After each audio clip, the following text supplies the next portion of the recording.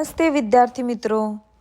तो आज हम कक्षा 9वीं की पुस्तक लोक भारती के अध्याय 11 निर्माणों के पावन युग में के बारे में पढ़ेंगे।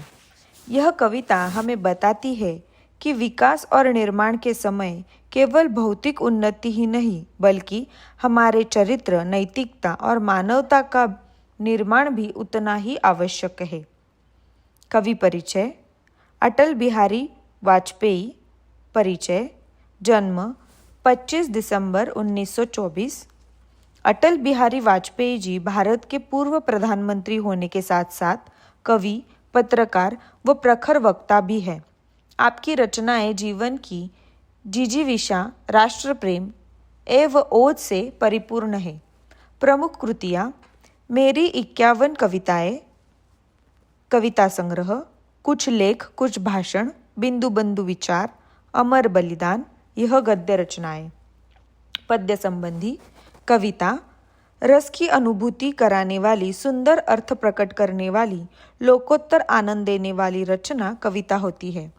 इसमें दृश्य की अनुभूतियों को साकार किया जाता है। इस कविता में वाजपेयी जी ने नूतन अनुसाधन, संस्कृति के सम्मान, जगत का कल्याण, उत्थान करने के साथ साथ ही चरित्र निर्माण करने को विशेष महत्व प्रदान किया है। तो चलिए कविता पढ़ते हैं। निर्माणों के पावन युग में। निर्माणों के पावन युग में हम चरित्र निर्माण न भूले, स्वार्थ साधना की आंधी में वसुधा का कल्याण न भूले। माना अगम अगाध सिंधु है, संघर्षों का पार नहीं है, किंतु डूबना मंझधारों में साहस को स्वीकार नहीं है। जटिल समस्या सुलझाने को नूतन अनुसंधान न भूले, निर्माणों के पावन युग में हम चरित्र निर्माण न भूले। स्वार्थ साधना की आंधी में वसुधा का कल्याण न भूले।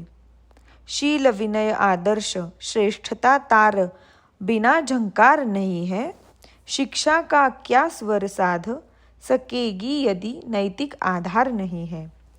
कीर्ति कौमुदी की गिरिमा में संस्कृत का सम्मान न भूले, निर्माणों के पावन युग में हम चरित्र निर्माण न भूले।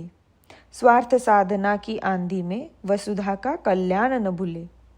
आविष्कारों की कृतियों में यदि मानव का प्यार नहीं है, सृजनहीन विज्ञान व्यर्थ है, प्राणी का उपकार नहीं है। भौतिकता के उत्थानों में जीवन का उत्थान न भूले, निर्माणों के पावन युग में हम चरित्र निर्माण न भूले। स्वार्थ साधना की आंधी में वसुधा का कल्याण न भूले। सारांश: इस कविता में अटल बिहारी वाजपेयी ने हमें चेतावनी दी कि चाहे समाज और देश का विकास कितना भी हो, हमें चरित्र निर्माण और नैतिकता को भी कभी भूलना नहीं चाहिए। स्वार्थ और भौतिकता के पीछे भागते हुए भी मानवता और समाज कल्याणों की प्राथमिकता देनी चाहिए। कठिन समस्याओं का समाधान करने के लिए अनुसंधान और नवाचार आवश्यक है, लेकिन उनका उद्देश्य मानवता का उत्थान होना चाहिए। शिक्षा का सही उपयोग तभी संभव है जब नैतिक आधार मजबूत हो। विज्ञान और तकनीक तभी सार्थक है जब उनके प्रेम और मानवता हो। कुल मिलाकर कविता हमें याद दिलाती है कि निर्माण और प्रगति के पावन युग में केवल भौतिक उन्नति नहीं बल्कि चरित्र, संस्कृति और मानवता का उत्थान भी उतना ही महत्वपूर्ण है। धन्यवाद।